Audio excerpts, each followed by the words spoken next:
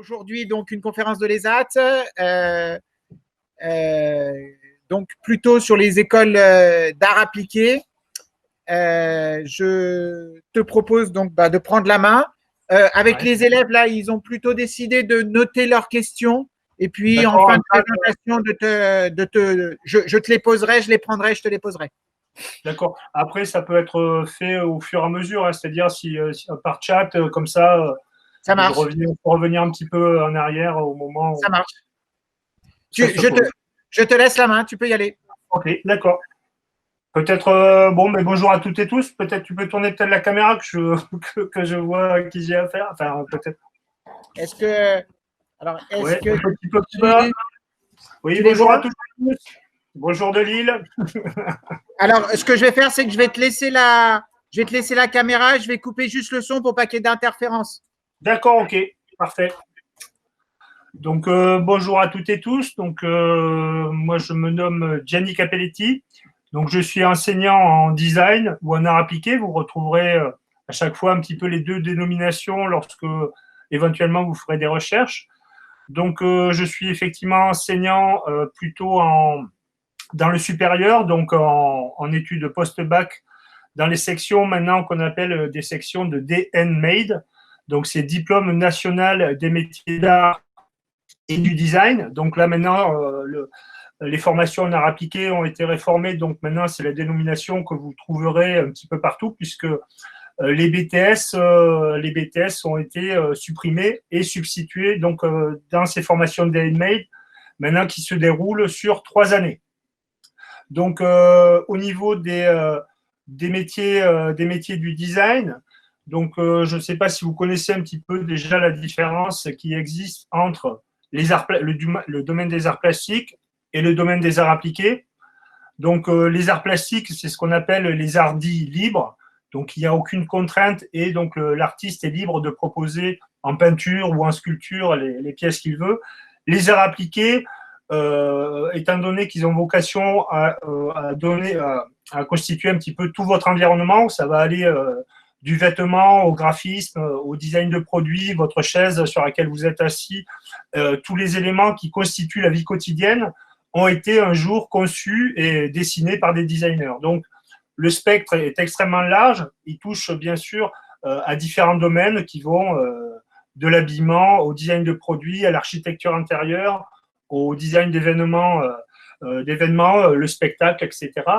Donc, il y a un très, très large spectre et différents métiers qui concernent bien sûr le design.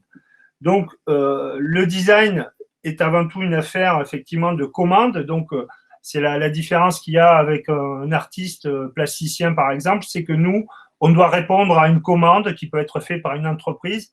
Si on doit faire une chaise, eh bien, il faut qu'on puisse la construire, il faut qu'on puisse la dessiner, la construire, et surtout qu'elle puisse être produite, donc dans des matériaux, pour qu'on puisse s'asseoir dessus, qu'elle soit confortable, mais aussi penser un petit peu à tout ce processus qui va de l'idée jusqu'à sa réalisation. Donc, c'est en ça que le designer a toujours, je dirais, toujours à l'esprit la fonction finale, c'est-à-dire de servir, d'avoir un usage et d'être adapté à ça. Donc, c'est vrai qu'il faut être créatif, il faut savoir dessiner, mais il faut aussi prendre en considération des questions technologiques, bien connaître les matériaux, connaître les procédés de fabrication, connaître aussi, c'est pour ça que c'est très polyvalent aussi comme approche, puisque bien sûr, il va y avoir aussi, vous avez un professeur de sociologie en face de vous, il y a aussi des données sociologiques à prendre en considération lorsqu'on conçoit des choses.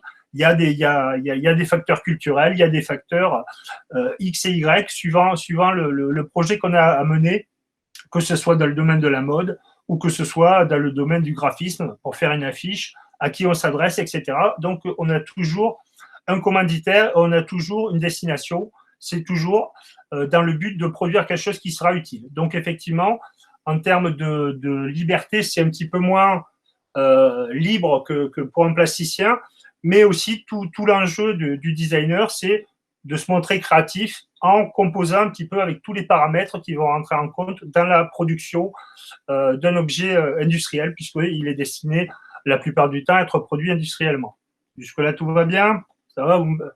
vous levez la main ou vous, vous faites donner des questions si ça pose problème.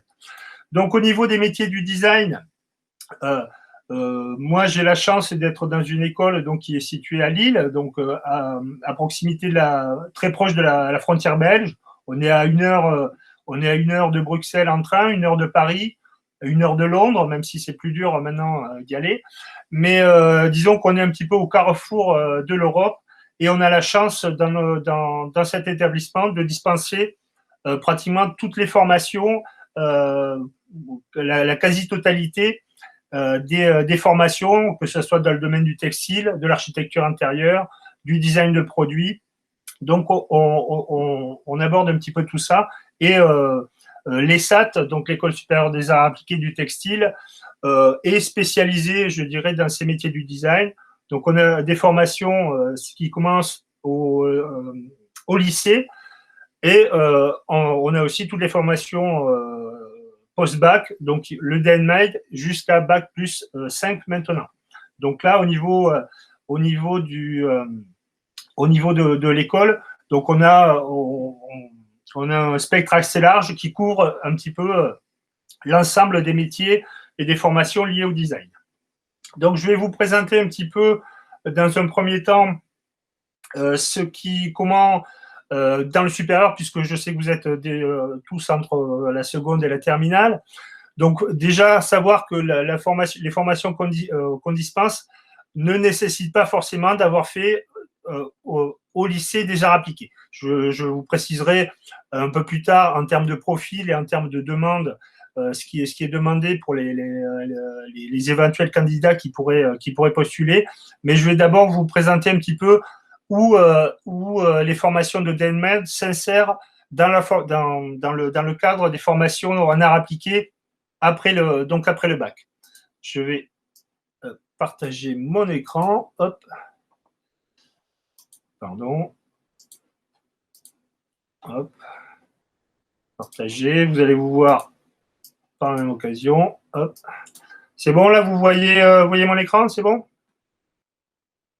Ah.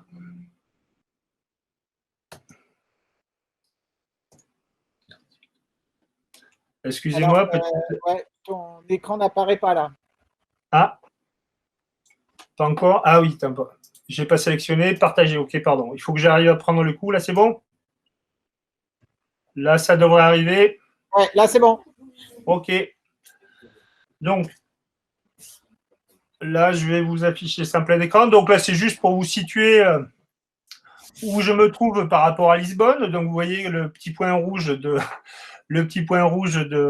Google Maps qui vous signale la situation de l'établissement. Donc, assez loin de Lisbonne.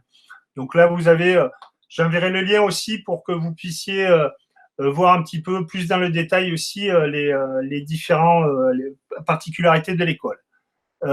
Pour l'instant, je vais aborder, bon, ce n'est pas forcément un tableau très évident, simplement, là, vous avez donc sur la partie inférieure de l'écran, donc toutes les différentes filières générales ou technologiques, donc là, c'est niveau bac, et bien sûr, plus on monte vers le haut, plus on arrive dans les études supérieures.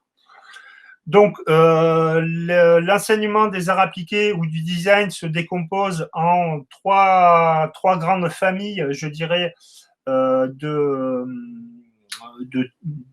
qui dépendent de différents ministères, pardon.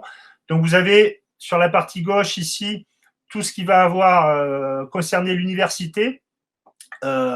L'université qui va plutôt, je dirais, proposer des formations qui visent plutôt à la recherche ou à l'enseignement. Donc, c'est l'université. Vous avez aussi l'École normale supérieure de Paris qui forme surtout au métier de la recherche et à l'enseignement des arts appliqués. Et ce qu'on appelle le SPE, c'est les écoles qui forment aussi au professorat, notamment dans nos matières. Donc moi, je suis plutôt, donc je dépends, et mon école dépend de l'éducation nationale. Donc c'est qui vont toucher donc l'art, le design et les métiers d'art.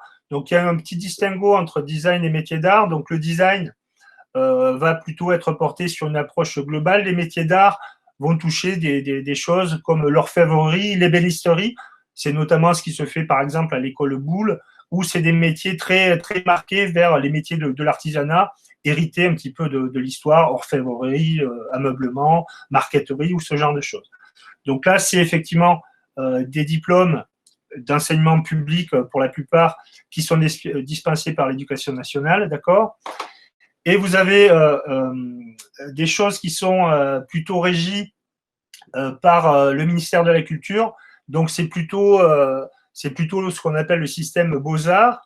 Donc vous avez pas mal d'écoles de Beaux-Arts qui proposent des formations liées au design. Vous avez des grandes écoles parisiennes, par exemple, vous avez peut-être entendu déjà parler des Arts Déco, par exemple, qui sont aussi très réputées, donc qui dépendent là aussi du ministère de la Culture. Les Arts Déco, vous avez l'ENSCI, qui est un petit peu la Rolls-Royce, là aussi, qui forme aussi des designers, là aussi, qui sont sous condition d'entrée, il faut avoir un concours. Donc c'est vrai que certes, l'ENSA et l'ENSI, par exemple, sont des écoles qui on rentre plutôt pas forcément après le bac, mais avec déjà pas mal d'acquis. Vous avez tout dans ce cursus-là aussi tout ce qui est école d'architecture et de paysage. Donc là, vous avez toute une série d'écoles aussi qui forment au métier de l'architecture d'intérieur, mais aussi à l'architecture et à ce qu'on appelle à l'architecture paysagère. Donc ça, c'est plutôt pour de l'aménagement extérieur. Et vous avez aussi des formations sous l'égide du ministère de la Culture, tout ce qui va toucher les métiers du patrimoine. Donc moi, je vais pas forcément, j'ai pas forcément l'expertise de tous ces domaines. Simplement vous dire que globalement, je dirais que l'université va proposer un enseignement qui va être beaucoup plus théorique et beaucoup plus tourné, je dirais, vers une approche plus conceptuelle. Il n'y a pas énormément, je dirais, de pratiques à proprement parler qui s'y dispensent, mais ça peut être aussi, selon le tempérament ou les envies, quelque chose qui peut vous intéresser.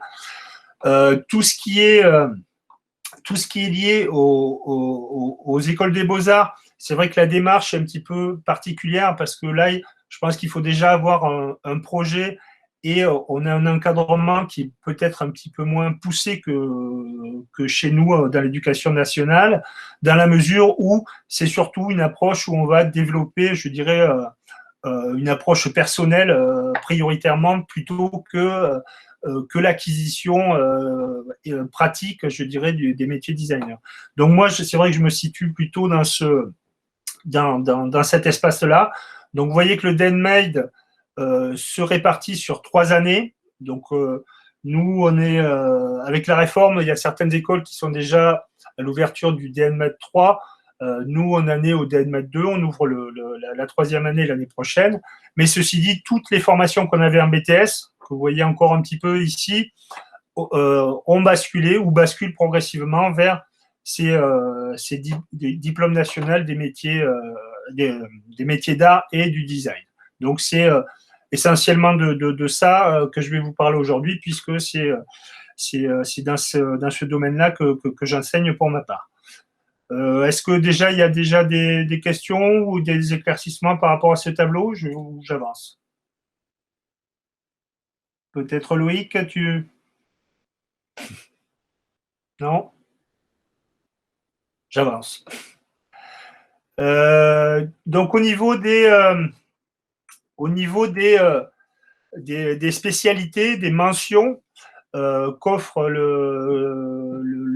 la nouvelle réforme des DNMed, vous retrouverez ça aussi quand vous devrez faire vos recherches. Il faudra faire un petit peu attention à ces différentes dénominations. C'est les 14 mentions qu'ont dû prendre les différents BTS. Donc, on les retrouve regroupés sous 14 mentions. La première, qui est également dispensée dans mon établissement, c'est l'animation. Donc, c'est bien sûr dédié au métier de l'animation et du dessin, enfin, ce qu'on appelle le dessin animé, si vous voulez, plus précisément, qui sont des filières extrêmement sélectives et très prisées aussi. il y avait l'année dernière, lorsque j'étais venu présenter, quelqu'un qui a fait les Gobelins, un ancien élève de chez vous. Donc là, c'est vraiment une formation qui est très, très attractive et qui est extrêmement sollicitée. Donc, vous avez la mention espace, donc qui va toucher à la fois l'architecture intérieure, mais également une approche plus paysagère, plutôt des interventions dans l'environnement. La section événements dans laquelle je m'inscris, qui va être tournée vers tout ce qui est les métiers liés à l'événementiel. Ça peut toucher le stand, mais aussi tout ce qui va toucher la scénographie théâtre ou la scénographie d'exposition, par exemple. Vous avez la mention graphisme qui va toucher à la fois l'édition, donc graphisme, affiches et autres, mais aussi tous les métiers liés au web, donc concepteur graphique pour l'habillage des sites internet. Innovation sociale qui va plutôt concerner le design et le design produit. Donc souvent, le design produit, vous allez le retrouver sous cette catégorie-là. Vous voyez qu'à chaque fois, vous avez le nombre, je crois que c'est le nombre en France de mentions qui ont ouvert. Donc, vous voyez aussi au niveau des nombres, il y en a peut-être pas beaucoup avec cette dénomination. Vous avez instruments, donc là, c'est plutôt lié au métier d'art, donc fabrication et conception d'instruments de musique. Vous avez les métiers, la mention livre, qui est plutôt là aussi côté métier d'art, donc ça va être reliure, par exemple. Les métiers de la reliure, là aussi, il y a des savoir-faire artisanaux qui sont liés à ce domaine-là. Alors, le domaine matériaux, vous allez pouvoir retrouver soit parfois du design, donc design en fonction de matériaux particuliers liés au bois, donc avec une approche qui va se centrer sur le matériau. Mais matériaux, vous allez aussi retrouver sous cette appellation-là des métiers liés au textile, puisqu'il y a pas mal de recherches et d'innovations aussi dans ces secteurs-là, que ce soit pour l'habillement, mais aussi tout ce qui va toucher au textile, des revêtements de sièges, ou etc. Le rideau, il y a pas mal de ces choses-là qui rentrent dans le domaine du textile. Donc la section mode, ça va être plutôt, vous allez retrouver là aussi notre partie textile qui reprend la partie plutôt stylisme. Là, c'est plutôt dessin, conception d'habillement. Numérique, vous allez retrouver parfois, je dirais,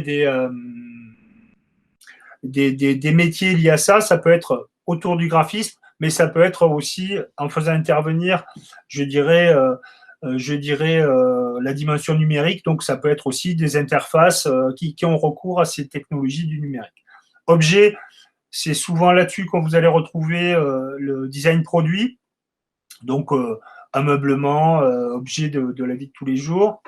Ornement, c'est vrai que là, on sera peut-être davantage dans le domaine plutôt de l'orfèvrerie ou ce genre de choses. Donc là aussi, des métiers liés au domaine de l'artisanat.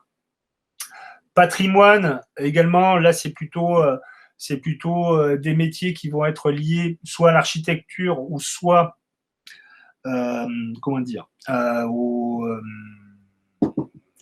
la conservation, oui, patrimoniale, donc plutôt architecture ou conservateur de musée ou ce genre de choses, et le spectacle qui va là aussi croiser. Donc, la difficulté que vous aurez un petit peu avec ça, c'est vous y retrouver. Et surtout, quand vous allez taper DNMade, les différentes choses, vous verrez qu'apparaîtront des cartes, mais à chaque fois, il faudra aller voir sur chaque établissement, de bien voir le contenu de formation et bien repérer si c'est bien ce à quoi vous vous attendez. C'est vrai que, par exemple, moi, je fais de la scénographie commerciale et de la scénographie culturelle. On a pris la mention événement, mais cette même scénographie, vous allez pouvoir la retrouver, par exemple, aussi en espace. J'espère que c'est clair. C'est parfois aussi difficile pour nous de nous y retrouver, puisque chaque établissement a choisi sous ces mentions-là des parcours différents et des intitulés de parcours qui ne sont pas forcément similaires les uns aux autres. Alors, l'organisation du DNMade, s'organise donc en 3 ans. Donc, l'avantage du DNMade, je dirais, c'est que tout type de profil peut candidater à ces DNMade. Donc, il n'y a plus le présupposé comme avant de faire une mise à niveau, par exemple, ou d'être passé par un bac d'art appliqué. Donc, au niveau de la première année, ce qui sera commun à tous les DNMade, c'est plutôt la découverte et l'acquisition de fondamentaux, donc c'est la pratique du dessin, etc. Donc, on commence par des apprentissages de base sur cette première année, des acquis notamment méthodologiques et autres. Donc, ce qui fait que en première année, il y a normalement la possibilité de pouvoir changer de parcours, que de dire ben là j'ai fait événement, mais je préfère faire architecture par exemple ou espace, et donc de dire ben voilà on peut modifier. On peut changer après en cours à l'issue de la première année et postuler peut-être sur une autre mention vu qu'on fait les fondamentaux en première année. En deuxième année, on aborde davantage la spécialisation, c'est ce qu'on appelle approfondissement spécialisation. Donc là aussi, davantage de sujets liés à la matière avec des mini-projets là aussi qui peuvent se mettre en place.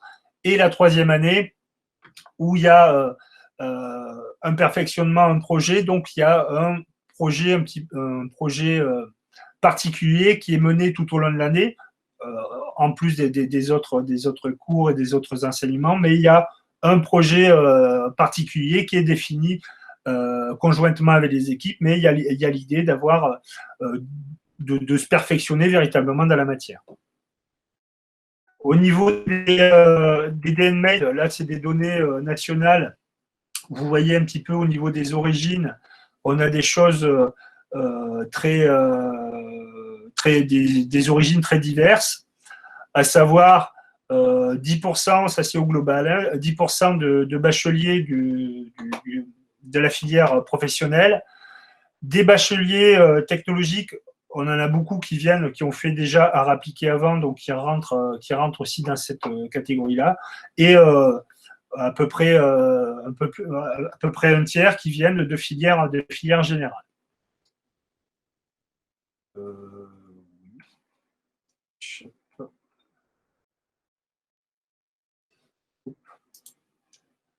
Là, je suis revenu à l'écran. Est-ce que vous avez déjà des questions par rapport à ces points ou pas? Non?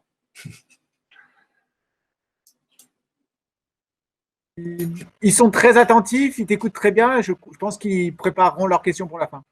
D'accord, ok. Alors, je vais continuer. Alors.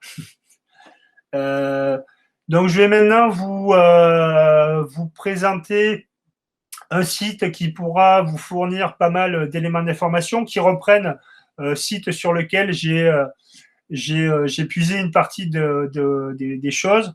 Donc, je vais vous présenter un petit peu ce site et surtout, je pense que c'est avant d'attaquer votre recherche sur Parcoursup, je vous conseillerais, si vous êtes intéressé par ces métiers, d'aller faire un saut sur ce site. Alors, je vais vous le présenter maintenant. Hop. Je vais faire une fenêtre. Hop. Hop. Alors, c'est bon, vous voyez. Je vais juste vérifier que je partage bien le bon écran. Ah oui, d'accord. Je vais prendre. Excusez-moi.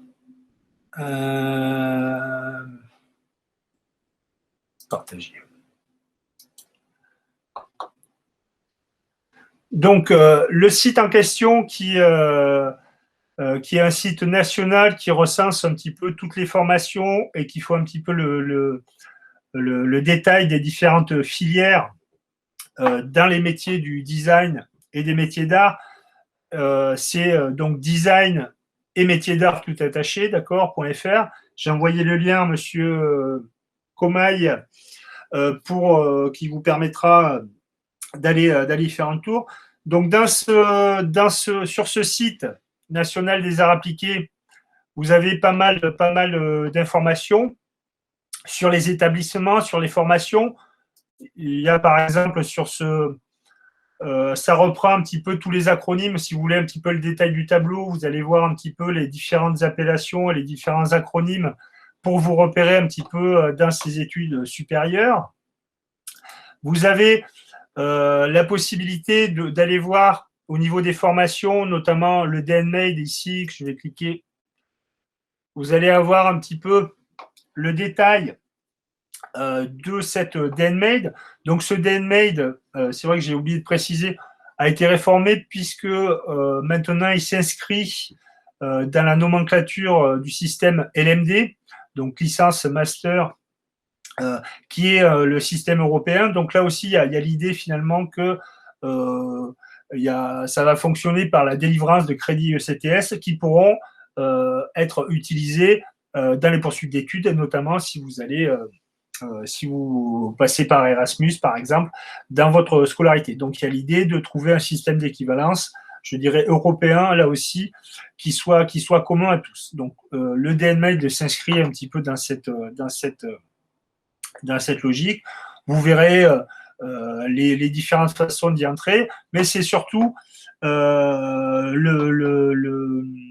moyen de repérer par ce biais-là. Vous allez voir par exemple, où suivre la formation. Par exemple, si vous voulez faire du cinéma d'animation, par exemple, vous cliquez sur animation et vous allez voir apparaître la carte des différents établissements dans lesquels ce DNMAID d'animation est proposé. Donc, vous voyez assez peu. Là, si je clique là, donc vous allez voir à chaque fois où est dispensée la formation et les établissements qui le proposent. Donc là, j'ai tapé Hauts-de-France. Donc, la filière animation, cinéma d'animation 2D, est à l'ESSA-Troubaix, par exemple.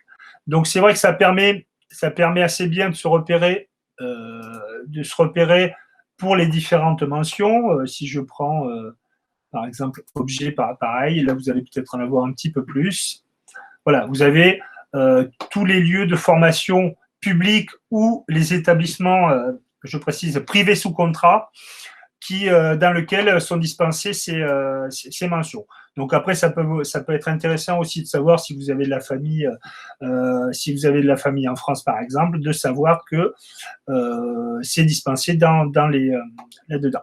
Donc moi, je vous préviens juste d'une chose, c'est vrai que moi, j'enseigne dans un établissement public.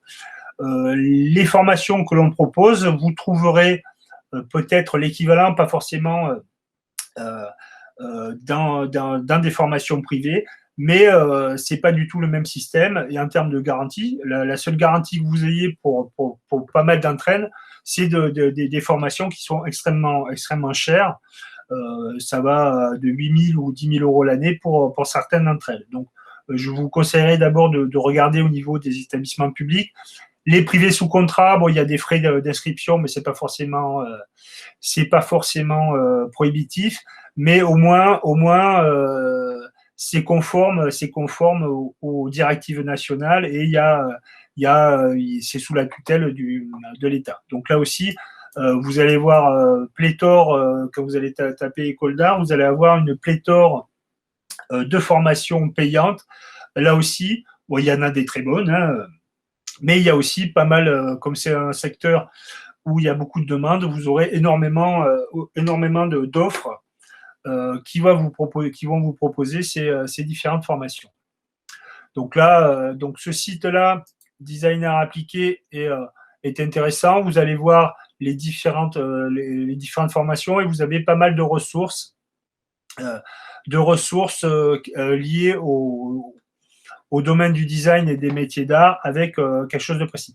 Donc, avant d'aller sur Parcoursup, moi, je vous conseillerais donc, dans un premier temps, de passer par ce site donc, pour repérer, pour voir un petit peu de quoi il retourne, en termes de débouchés, etc. Donc là, c'est ce qui rassemble un petit peu tous les… et il est régulièrement mis à jour en termes de formation.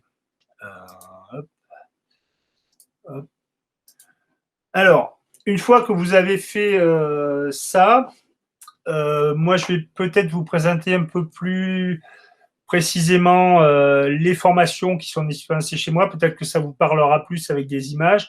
Et après, je vous montrerai peut-être un petit peu en termes d'attendu, puisque ça a été la demande que m'a fait Monsieur Comaille, de voir un petit peu quelles sont les conditions et les profils qui sont demandés dans ces filières. Je vous propose de regarder maintenant. Alors, il faut que je sorte de là, pardon, excusez-moi. Je vais vous présenter donc les filières qui sont dispensées dans mon établissement. Hop, intégralité de l'écran. Partager.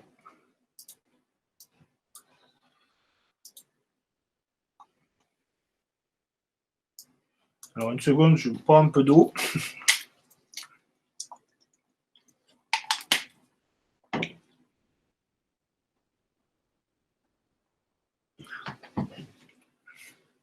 Alors, je précise tout d'abord que j'ai transmis à M. Comaille ces documents, donc vous pourrez à tête reposée rentrer peut-être un petit peu plus dans le détail. Donc, comme je vous l'ai dit, il y a au niveau national 14 mentions qui sont proposées et vous avez à l'intérieur de ces mentions des parcours. Donc, à chaque fois que je vais vous présenter une mention, il y a certaines écoles où il n'y a qu'un parcours, c'est-à-dire c'est 15 étudiants. Un parcours, ça c'est national aussi, donc chaque parcours c'est 15 étudiants. Donc une mention c'est grosso modo une classe, et au sein de cette même classe, vous avez notamment dans mon établissement 2 parcours. Donc par exemple, la mention espace va regrouper 2 parcours. Le premier qui va s'appeler ici parcours espace habité, et la même mention espace, vous voyez le deuxième parcours de la mention espace, c'est paysage et territoire partagé. Donc là, vous avez, nous, on a au total 11 parcours, ce qui correspond à peu près dans les métiers du design à l'intégralité. La seule chose qu'on n'est pas dans l'établissement, c'est stylisme, mais qui est dispensé, il y a nos enseignants y interviennent, c'est dispensé dans un établissement à quelques pas de l'école. Donc, cette mention espace, ça va être espace habité, c'est ce que vous allez peut-être, ce qui va vous parler peut-être le plus, c'est architecture intérieure. Donc, l'architecture intérieure va toucher au domaine d'aménagement de particuliers, mais va aussi toucher à la conception et au suivi d'aménagement de logements, d'équipements, de bureaux. Donc là, c'est le premier parcours donc de ce DNMade espace, donc avec des approches expérimentales, mais aussi des projets qui de conception là pour l'instant, qui vont vous faire travailler à la fois de la perspective, des savoir-faire liés notamment aussi à la maquette, à des capacités aussi de communiquer. Bon, dans tous ces diplômes-là, l'idée, c'est de pouvoir formaliser aussi sa créativité et donc de pouvoir communiquer aussi ses idées. Donc, que ce soit pour l'intégralité des parcours, l'idée est bien sûr, le métier designer, c'est déjà aussi proposer ces idées pour que le client puisse bien sûr les valider. Donc, le premier, espace habité, donc plutôt architecture intérieure. Le deuxième parcours de cette mention espace, ça va être une approche qui va toucher à l'aménagement, notamment de parcs, de réfléchir un petit peu à tout ce qui est l'environnement, qu'il soit urbain ou en campagne, qui va toucher à la création, je ne sais pas, d'espaces paysagers pour se recueillir, enfin pour le repos, pour le sport, etc. Donc qui vont toucher donc à l'espace public et à la ville, l'aménagement, par exemple, de parcs, de bancs, etc. Donc l'idée, c'est effectivement une approche qui va plutôt réfléchir l'environnement urbain et toucher davantage aux questions de paysage. Donc l'autre mention, c'est celle dans laquelle, pour ma part, j'enseigne. Donc la mention événement, qui va se décomposer premièrement en design d'événements commerciaux. Donc ça va être, ce domaine-là va toucher à tout ce qui va être création d'événements commerciaux, là je me redis un peu, mais par exemple d'imaginer par exemple que la marque Moët et Chandon participe au Festival de Cannes et veut faire la promotion un petit peu de ses produits. Donc il y a l'idée finalement de proposer des espaces qui soient à la fois communicants, mais qui soient aussi, on peut imaginer là, vous voyez sur ce côté-là, par exemple, Polaroid qui participerait à un salon de la photographie et qui propose tout un dispositif qui présenterait à la fois ses produits ou mettrait en valeur également la marque. Donc là, ça va être des dispositifs qui vont pouvoir toucher aussi à la création de volumes qui vont présenter des produits qu'on va pouvoir, là c'était par exemple ce qu'on appelle une PLV, qui va présenter le produit, qui va dans une vitrine ou autre, qui va présenter le produit. Donc c'est tout ce qui va toucher, je dirais donc le street marketing, des vitrines événementielles, du décor événementiel, ou peut-être aussi, vous connaissez peut-être ce qu'on appelle les pop-up stores, tout ce qui est architecture éphémère, qui va permettre comme ça de communiquer et de proposer comme ça, lors d'événements commerciaux, de mettre en avant la marque. L'autre parcours de cette mention événement, c'est scénographie culturelle. Donc là, on est davantage sur l'idée de contribuer à la mise en valeur à la fois d'un contenu. Ça peut être de la scénographie pour du théâtre, par exemple. Ça peut être aussi, comme ici, là, sur la droite, tout ce qui va toucher à de la scénographie d'exposition, ou encore s'inscrire comme ça. Là, c'est une réalisation qu'ont fait les étudiants au musée de la piscine qui se situe à côté, qui renouait par exemple avec le passé du musée qui était à la base d'une piscine. Donc la section a réalisé cette installation. Donc là aussi, une approche qui vise là aussi à valoriser. Là, on est toujours avec des commanditaires, on est toujours avec ce qu'on appelle un cahier des charges, à savoir, c'est répondre à une demande ou répondre, que ce soit un metteur en scène ou que ce soit aux exigences de la mise en valeur d'une production, qu'elle soit artistique ou là, en l'occurrence, liée au domaine du design.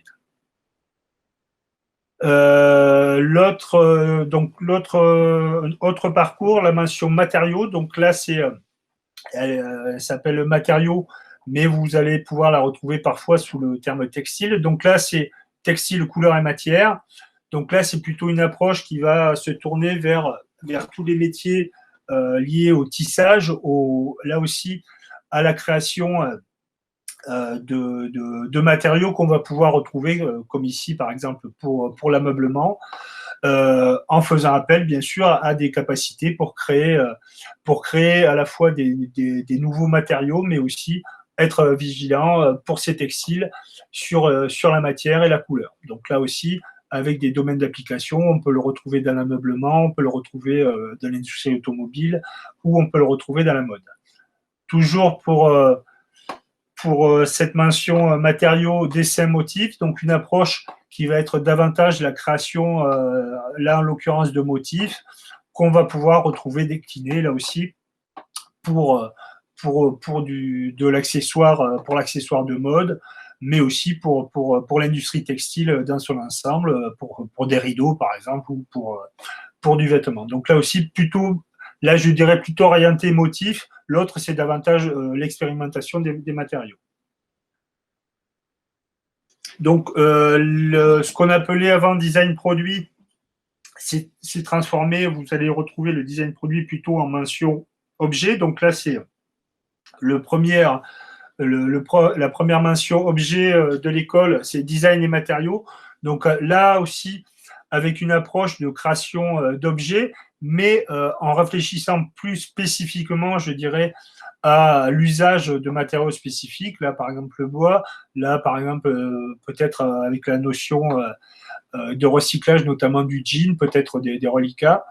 Donc là aussi, quelque chose très, très centré vers un apprentissage des matériaux, mais là aussi, bien sûr, avec des programmes, comment on fait comment on réenvisage le vase, comment on envisage des assises, par exemple, avec des matériaux recyclés, ou comment on envisage du luminaire, comme ça, avec des matériaux bien particuliers. Toujours mention objet, design et société. Donc là aussi, des approches qui vont, le design produit, ça réfléchit bien sûr à l'évolution des usages.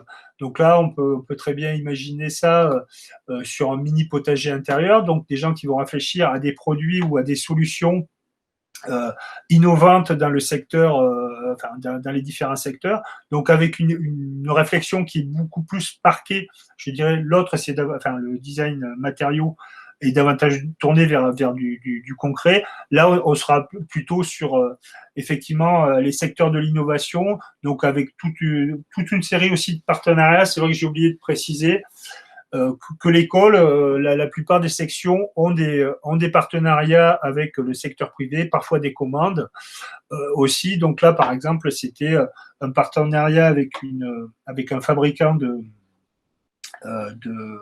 matériel pour la cuisine, donc qui ont proposé des approches de design, là aussi en s'appuyant avec un partenariat avec les marques.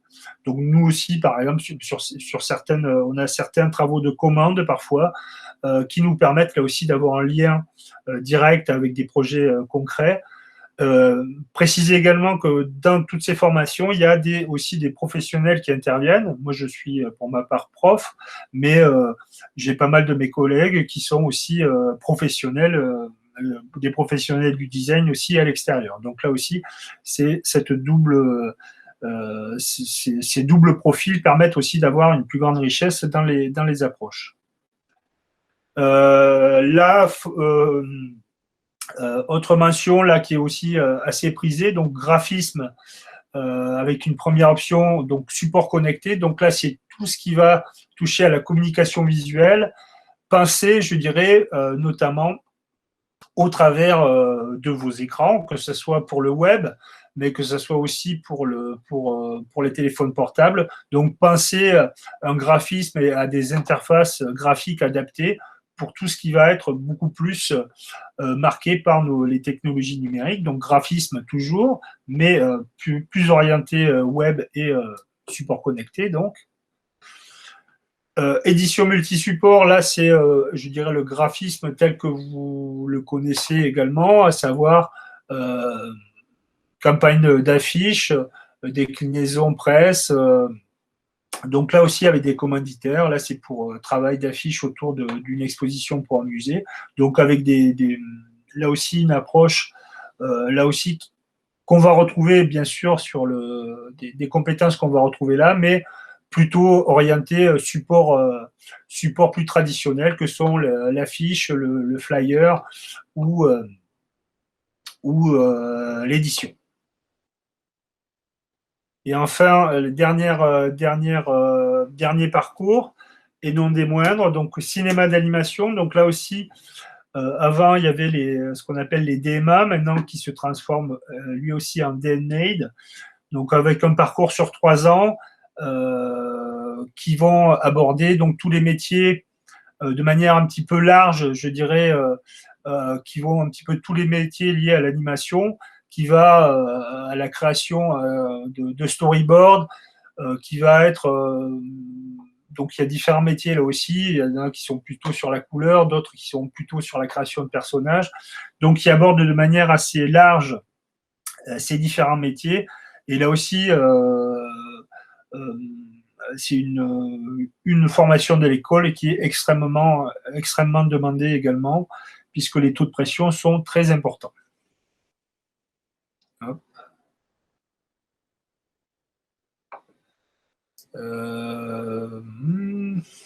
Excusez-moi, arrêtez la présentation.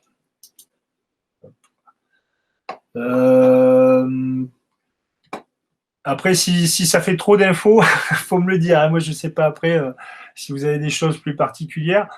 Je peux vous montrer peut-être rapidement maintenant comment vous allez pouvoir vous débrouiller un petit peu sur Parcoursup et un petit peu les attendus. Et peut-être je terminerai rapidement sur le site de mon école. Bon, je vais vous présenter d'abord l'école. Pardon, excusez-moi. Il faut que je partage l'écran. Je vais peut-être juste me permettre de t'arrêter là parce que finalement, ça va sonner d'ici 5 minutes. Donc, peut-être juste répondre à quelques questions. D'accord.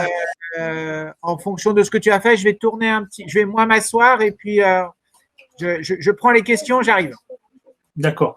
En attendant qu'on passe aux questions, donc j'ai envoyé le lien pour découvrir un petit peu plus particulièrement donc les SAT en particulier. Concernant Parcoursup, je vous conseille d'abord, avant d'aller sur Parcoursup, donc d'aller sur le site Design et métiers d'art. Et sur Parcoursup, pour vous donner aussi un petit peu, il va falloir un petit peu chercher par mention et bien aller voir à chaque fois ce qui est demandé sur Parcoursup. Alors moi, ce que je vous invite à faire, si vous candidatez sur une des filières ou des formations de l'école, c'est déjà d'être bien renseigné au préalable et de bien soigner votre lettre de motivation. Il faudra également que vous teniez compte dans vos vœux de bien marquer si vous avez une pratique artistique, etc. Mais généralement, c'est marqué sur le site. Vous pourrez de bien remplir tous les éléments qu'on vous demande pour pouvoir arriver à rentrer à l'information. Pour vous donner un ordre d'idée, dans ma formation, pour une mention de 15, enfin pour 15 places, il y a à peu près 400 demandes. D'accord ? Et d'autres formations comme cinéma d'animation, c'est plus de 2000 demandes pour 15 places aussi.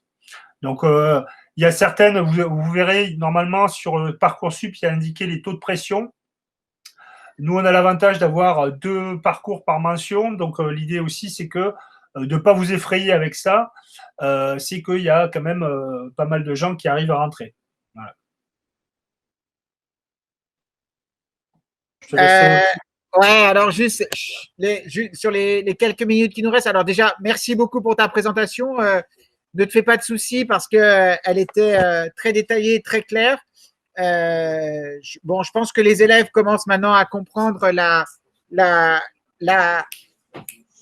s'il vous plaît, commencent à comprendre la réforme et notamment le passage au Denman. Donc ça, il n'y a pas trop de soucis.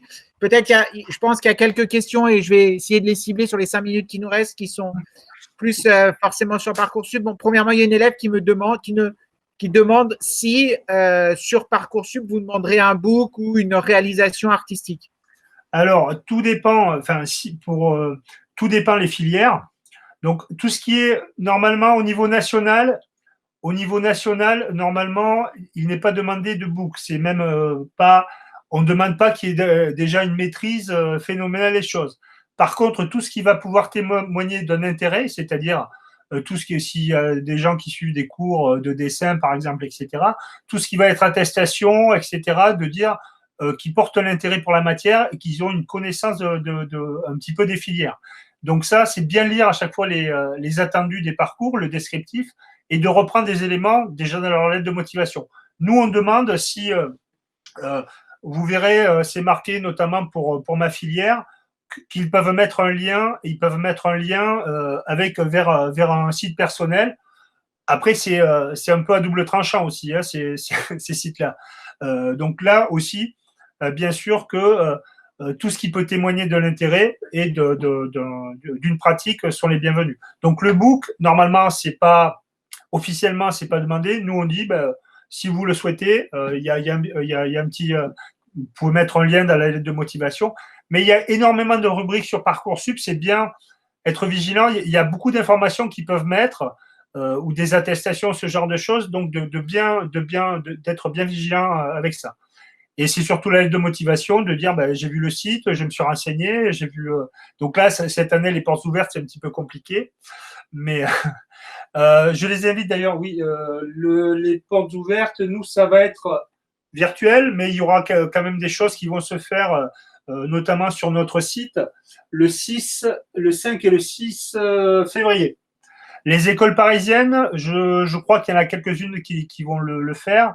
Là, c'est vraiment très bientôt, à la fin du mois, là, il y a pas mal d'écoles parisiennes qui vont faire soit des virtuels, soit des réels. Donc là aussi, tout ce qui va dire, ben voilà, j'ai vu au moment des journées portes ouvertes, tous ces éléments-là, nous, ça nous permet de nous rassurer qu'il n'y a pas une erreur d'orientation, qu'ils soient bien au fait de ce qui les attend, quoi. Donc là, il y aura notamment des diaporamas qui vont être un petit peu remis au goût du jour, qui vont donner un petit peu plus de précision que ce que j'ai pu montrer là. Donc, qu'ils n'hésitent pas d'aller voir sur le site qui va être remanié d'ici les prochaines journées portes ouvertes. Alors, dernière question avant que nous ça sonne. Quels seraient tes conseils sur ces fameux choix de spécialité? C'est-à-dire qu'on a beaucoup d'élèves qui, en fin de seconde, doivent choisir une spécialité. Forcément, la question se pose sur la spécialité art. Ouais. Est-ce qu'il est indispensable d'avoir cette spécialité, d'autres spécialités, ou c'est finalement, je dirais, disons que quelqu'un que vous cherchez je sais que vous n'avez pas la filière, à appliquer localement, mais déjà de témoigner de pratiques artistiques, de prendre déjà l'option art, ça peut déjà donner l'idée que c'est quelqu'un qui se désintéresse pas du dessin, parce que bon, le dessin de toute façon est un outil, est un moyen de communication privilégié. Donc déjà d'avoir choisi cette filière-là, nous, ça nous donne des indications, c'est-à-dire que nous, dans la manière qu'on va évaluer les dossiers scolaires, quand il y a de la pratique artistique au préalable, on sait que c'est déjà quelqu'un qui était déjà intéressé par ça. Mais après, nous, à l'entrée en handmade, on prend des bacs S, on prend des bacs scientifiques, on prend des bacs littéraires de la même manière. C'est tout ce qui va permettre justement, si l'option n'a pas été faite, c'est pas gênant, c'est pas un préalable, c'est pas quelque chose qui fait défaut. Mais c'est aussi quelqu'un qui a fait option art plastique au lycée. C'est quand même un bonus puisque bon, c'est déjà des gens qui sont intéressés au préalable, même s'ils n'ont pas eu l'opportunité de faire appliquer au préalable. Donc tout ce qui va pouvoir dire que le candidat s'inscrit dans la bonne filière, parce que bon, après il y en a beaucoup qui se font pas mal d'illusions et après qui sont déçus après au niveau de la formation, ou qui ne s'attendaient pas qu'il y ait autant d'ordinateurs ou autant de dessins à faire. on va devoir te quitter parce que ça a sonné, ils ont cours, et on te remercie beaucoup. Eh bien, bon courage. Merci beaucoup et merci vraiment pour ton implication. Après, si tu as la vidéo, je veux bien que tu me l'envoies parce que. D'accord, je te la renvoie. Ouais. Après, n'hésite pas à communiquer Après, s'il y a d'autres questions qui remontent, moi je peux refaire un petit truc au besoin si j'ai le temps, ou s'il y en a qui préfèrent avoir une réponse un peu plus ciblée sur un point particulier, je peux me rendre disponible pour ça. D'accord? Merci beaucoup. Bon, mais bon courage, j'espère que vous n'allez pas vous faire reconfiner non plus. Hein, ça marche. Au revoir. Ciao, ciao. Au revoir.